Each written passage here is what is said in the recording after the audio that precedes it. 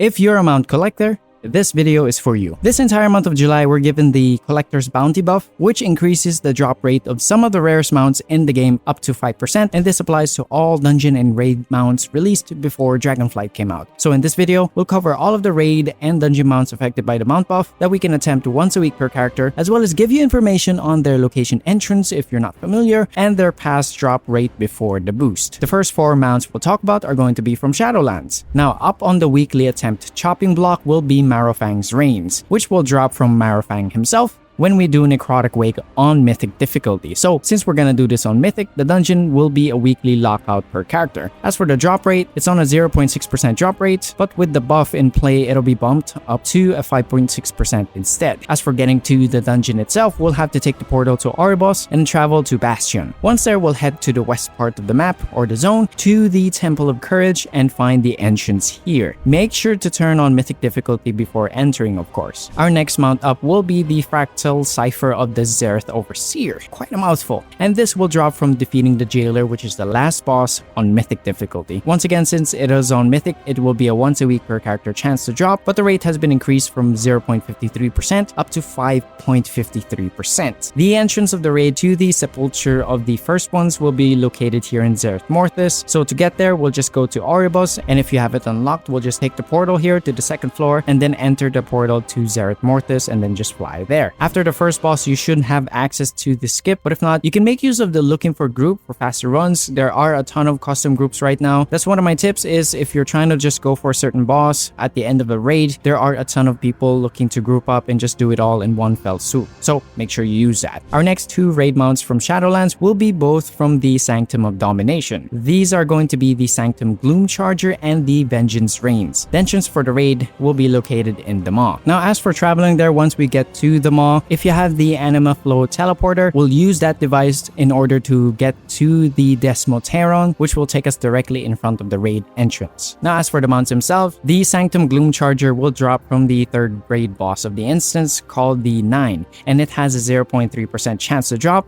increased to 5.3%. And to top it all off, we can attempt this mount run several times each week due to it being able to drop on all difficulties. So that's LFR, which we can look for the NPC in Oribos in order to queue up for this. We can also do this on normal, heroic, and mythic. So that's about 4 times a week per character for this mount attempt. As for the Vengeance Reigns, this will only drop on mythic difficulty from the last boss of the raid, Sylvanas Windrunner. Since it only drops from mythic, that means it will be a once a week per character attempt, and the drop chance will be from 0.4% up to 5.4%. If we bring max level characters here, the mount runs will take a little over 15 minutes or maybe even 20 if we're running for the Gloomcharger, but for the mythic only mount, this will take more than half an hour to do. Now we'll be moving up to the Battle for Azeroth mounts we can attempt once a week per character. The first mount up is going to be the Underrot Krog Harness. The mount itself will drop from the Unbound Abomination, which is the last boss of the dungeon. To get there, we'll want to take the portal to Zuldazar and then fly to the northern part of Zandalar. And then we'll go to the Heart of Darkness and descend here in order to find the raid entrance. Now, the mount itself will have a pretty low drop chance, around 0.16%, but this will be brought up to 5.16%. And as a cool tip, we can skip the majority of the dungeon by mounting up and riding all the way up to the end, which is right before the boss room, and there's going to be 2 faceless corruptor NPCs. Once we beat those 2, we'll be brought to the last boss, and the mobs that we pulled along the way will be despawned. As for the next mount, this is going to be the Mummified Raptor Skull from doing the King's Rest on Mythic difficulty. To get to King's Rest, we'll just fly towards the west part of Zuldazar after we portal in, and we'll find the entrance right here. Now, the mount itself will have a 0.7% drop chance, but it will be buffed to a 5.7% drop chance, and we can only do this once a week per character since we can only get this mount from doing Mythic difficulty. As for our next mount, it'll be Sharkbait, which we can get from doing Freehold on Mythic difficulty. To get to the dungeon itself, we'll want to head to Kulturas and head to the south part of Tiragard Sound. We'll find the entrance right here. As for the drop chance, the mount will have around a 0.5% drop chance, which will be buffed up to 5.5%. Our next mount will be the Ny'alotha All-Seer, which will drop from doing Ny'alotha the Waking City on Mythic difficulty. So this will be a once a week per character mount attempt. The entrance to the raid will be located either at the center of Uldum, just south of Ramkahen, or in the Vale of Eternal Blossoms, depending on where where the main assault is taking place. The mount attempt from this raid will take a bit of time since the mount will drop from the final boss, although there is going to be a skip available if you have it, but the drop chance will be a 0.6% increase to 5.6%. Our next two Battle for Azeroth raid mounts will be the Gmod and the Glacial Tidestorm. Similar to before, the Gmod mount can drop from all difficulties of the raid, so we'll have multiple attempts each week per character, and as for the entrance to the raid, it'll be located here at the heart of Dazar'alor. Now, the Gmod mount will drop from the 7th raid boss High Tinker Mechator, and it'll have a 4% drop chance, so with the 10x, it'll be a 9% drop chance instead. Now, the LFR NPC can be found within Borealis or the Great Seal, but it's worth noting that in the LFR, the mount will drop from Jaina, which is the last boss, not Mechatork, meaning you will need to finish the full LFR wing in order to have a chance of getting the mount. As for the Glacial Tidestorm, this is going to drop from the last raid boss, Jaina, but only when doing it on mythic difficulty, so that means this will be a once a week per character mount attempt. The mount will have a 0.6% drop chance, increase to 5.6%, and you will be able to have the access to skip once you enter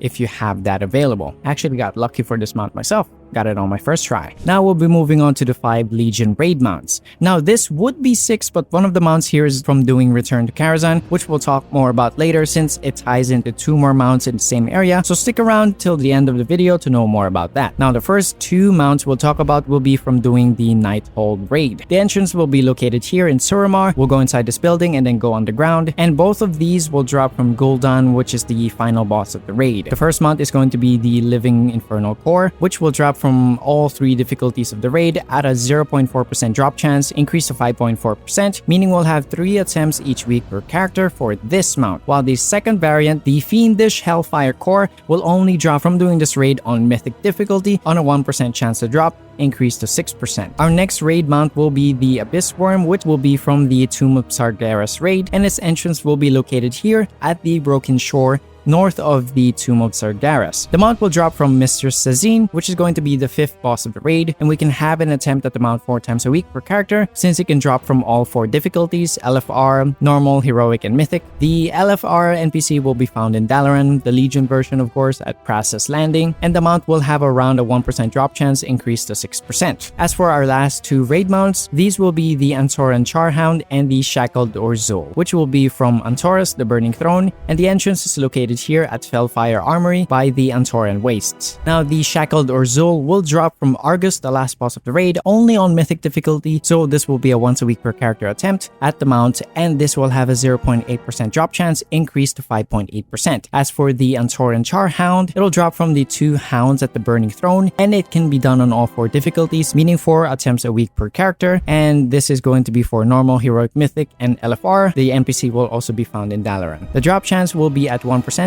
increased to 6%. Now for the next mounts we'll talk about, these are going to be from Warlords of Draenor. We'll have 2 mounts that we can get. The first mount we'll talk about will be the Iron Hoof Destroyer, which will only drop from mythic difficulty, so this is going to be a once a week attempt per character from doing Blackrock Foundry. The entrance will be located at Gorgrond over here. The mount will drop from Blackhand, the 10th and last boss, or we can access as the first boss with the skip, and this has a 2% drop chance, increased to 7%. The next mount will be the Fellsteel Annihilator, which will drop once again only on mythic difficulty from doing Hellfire Citadel, with the entrance located at Tanan Jungle over here. The mount drops from Archmond, which is the 13th and last boss of the raid, or we can access as the second boss with a skip, and this will have a 1% drop chance, increased to 6%. Our next 4 mounts will come from the Mist of Pandaria raids, and the first 2 we'll talk about will both come from the Throne of Thunder, and each of these can be done once a week per character, but the mounts can drop regardless of difficulty, so we can do the raid either on normal or heroic difficulty. The raid entrance will be at the Isle of Thunder over here, and the first mount will drop from the Spawn of Horadon, which is the second boss of the raid, and this has a 2.40% drop chance, increased to 7.40%. And the Clutch of Ji-Kun will drop from the 6th raid boss Ji-Kun at a 2.31% drop chance, increased to 7.31%. Our next raid mount will be the Astral Cloud Serpent, and it'll be from doing the Mogu'Shan Vaults. The raid entrance will be at Kunlai Summit at Mogu'Shan Terrace, located here. The mount itself will drop from Elegon, which is the 5th boss of the raid, and it'll have a 1% drop chance, increased to 6%. Take note, this can only be done once a week per character.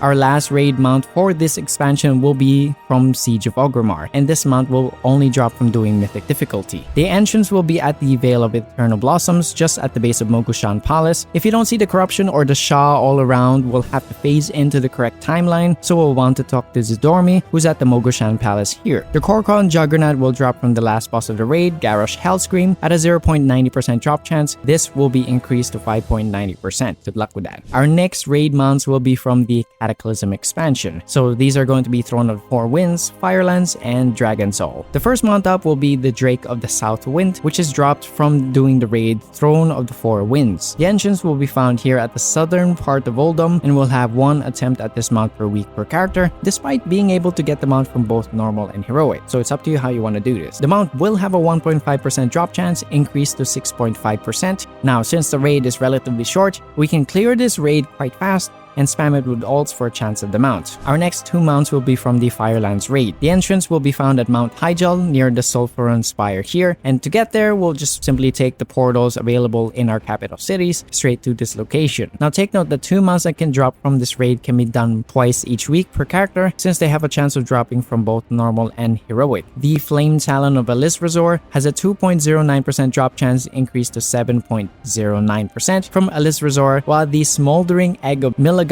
this will have a 1.7% drop chance, increased to 6.7% from Ragnaros, the final boss of the raid. It's worth noting that we can skip the majority of the other bosses by heading straight to Alizrazor, and during the fight, we'll want to wait for them to drop these feathers, and then we'll pick them up to have the flight buff. Once we have this, we'll defeat the boss as fast as possible, loot it, or just ignore it since it'll be mailed later on, and then fly towards the platform for the last boss. Once we're there, we'll beat Ragnaros. And to fast travel straight back to the entrance, since there's no teleporter here or portal, we'll just jump into the lava. This will burn us to a crisp and then send us right back to the entrance, where we can exit and change the difficulty and have a go again at the mount attempts. Now for the last three raid mounts for this expansion, they'll all come from doing Dragon Soul. Now the entrance to this raid will be located at the Caverns of Time, so we can just go to our capital cities and head to the portal rooms, and then we'll be able to teleport straight there. It's also worth noting that all three mounts can be attempted twice a week per character, since they can be dropped from both normal and heroic. The first mount up is going to be Experiment 12B, which will drop from Ultraxion,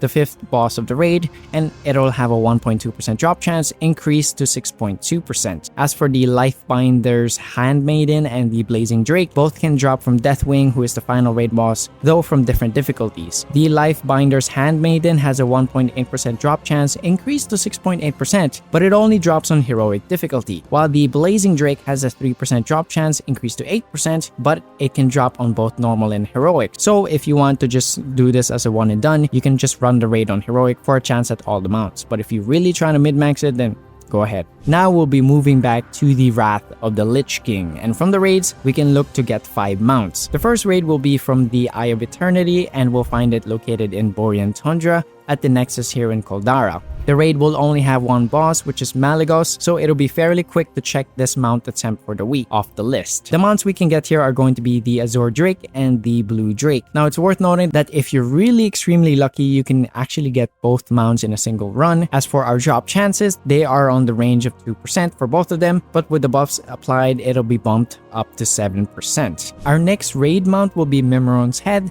and this will come from the raid Ulduar. To get into the raid, we'll have to travel to the Storm Peaks here, and it's worth noting that the mount attempt will be a once a week per character regardless of raid size or difficulty. The mount will drop from Yogg-Saron, which is the last boss, and it has a 0.98% drop chance, increased to 5.98%. So you will have to defeat Yogg-Saron as a no light in the dark run, which means you cannot speak to any of the keepers to ask for their assistance during the fight, which is okay since, you know, your max level. This should be fairly easy anyways. Our next mount for the Wrath of the Lich King raids will be Invincible's Reigns, which is from the Crown Citadel raid. To get inside, we'll have to travel to Icecrown and enter here at the base of the Citadel. Take note that the mount will only drop from Heroic and doing a 25 raid group, so we'll only have a 1 chance at the mount each week per character. The mount will drop from the 13th and final boss of the raid, which is the Lich King himself, Arthas, and it'll have a 0.8% drop chance, increased to 5.8%. Now as for our last mount for this expansion, it'll be the Onyxian Drake, which will be from Onyxia's Lair.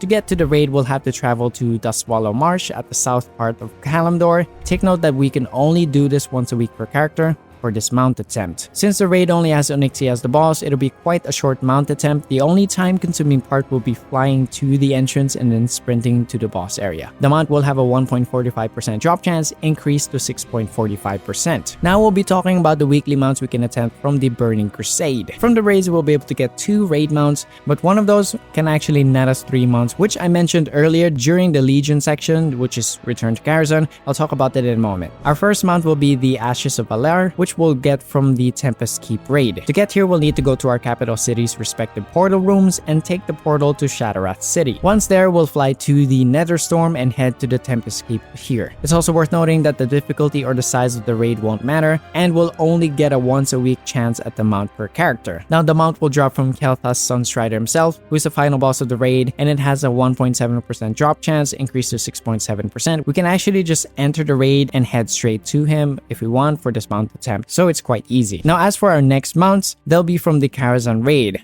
I've been hyping this up the entire video. On the Burning Crusade expansion, the Karazhan raid only has 1 mount, but with its Legion counterpart nearby, we can potentially attempt 3 mounts each week from this one location. To get to the raid as a Horde character, we'll want to teleport to the ruins of Lordaeron, or Undercity basically, and then nearby will be another portal to Stranglethorn Vale. Once there, we'll fly to Deadwind Pass and find the tower. To get here as an Alliance player, we'll basically go to Stormwind and pretty much just mount up and fly towards that area. And once here, the tower will have 2 entrances. The bottom one will be the legacy version, which is or the old version of the raid, so we'll talk about that one first. Inside, we'll make a beeline straight to the first boss, which is Ataman, and from them, we'll have a chance of getting the Fiery Warhorse. The raid size or difficulty won't matter, so this mount will be a once a week per character attempt. Upon defeating Ataman, we'll have a 1.1% drop chance at the mount, increased to 6.1%, and this is arguably the easiest mount to spam and farm for you if you don't mind the travel or the time it takes to get there. My tip would be just to have some alts who are Alliance characters dedicated for this, since they can just portal to Stormwind and fly here quite easily, but it's up to you how you want to play this. As for the bonus 2 mounts, they'll actually come from the Legion version mythic dungeon called Return to Karazhan. The entrance to this will be up on the same tower located here, so we'll just fly there and then enter. Now keep in mind, both mounts can only be attempted once a week since it is on mythic difficulty. Once we enter the dungeon, we'll want to make a beeline to Ataman if we're only after the midnight mount, and then we'll check this mount attempt off the list for the week if you want. But if we're after the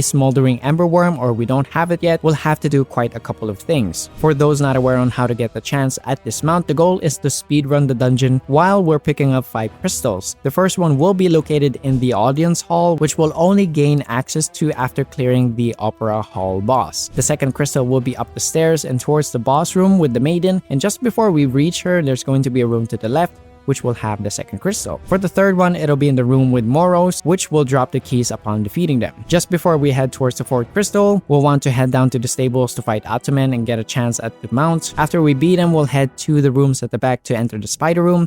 And at the very back or at the very end, we'll find the fourth crystal and a portal which will take us back to the entrance. Once we're back, we'll want to head up the stairs and up the ramp to fight the curator. And upon defeating this will be our fifth and final crystal we need to pick up. If your inventory is full and you can't seem to loot or click the crystals since they kind of clip towards one another, my tip would be to either pull the boss away from the center of the room first before melting him, or just, before deleting him. Or if your inventory is full, you don't have to throw anything out of your bag. You can just right click him and then hover near the corpse area, and then you'll be able to see the interact button. That's how I did it. Once we have this, we'll only have 5 minutes to talk to Medivh, so we'll head straight back down to the room where we got teleported in, which is the entrance, and behind us will be a door that will be open. We'll go through it and it'll take us up to a balcony, and we'll just follow the bend and we'll find Medivh. Once we find him, there's going to be a little bit of roleplay about, 3 minutes, 5 minutes, and then finally Nightbane will pop up. As a reminder, this will be a 25% drop chance, but if you have a friend or you have guildmates, you can group up and just spam this mount for all 5 of you. Since the mechanic behind this mount is that before the buff was applied, this used to have a 20% drop chance increased or stacked by an additional 20% per member of the group. So if you have 5 people doing this on Mythic difficulty, this is a guaranteed drop chance, but for only 1 person. So if you have a group of dedicated friends, friends, then might as well take this right now. Now, as an honorable mention before we end the video, the Karaji tanks from the Temple of Ankaraj will also be affected by the buff, more specifically the red Karaji tank. To get to the raid, we'll have to travel to Silithus and enter here. Now, as for the lockout, it's not actually a weekly lockout, it's actually just a couple of days, but it is an honorable mention, so we're just putting it here in the list. As for the drop rate, it's initially going to be in the 1% range, but it will be buffed up to 6% and it'll drop from just about any trash mob at the raid. If you haven't done this raid already, then it's a good chance that while we're farming for this mount specifically, we'll have a chance of getting the 3 more common variants of the Karaji mounts. But do take note, or take this with a side of salt or a grain of salt, I don't know the saying, the mounts cannot be used outside of the raid. However, they will still count towards our mount collection. But that's about it for the video. Comment down below which of these mounts you already have, or which one of these mounts you're planning to get or run for. And if you are interested in a more, let's say, routing or pathing area where you don't have enough time but you want to maximize the amount that you have and you want to be able to, farm all of the mounts, let us know, okay? We'll be able to do that for you. Leave a like and subscribe since it'll help keep the lights and the mics on, and we deeply appreciate the support that we get. Thank you so much for watching the video, and we'll see you in the next one.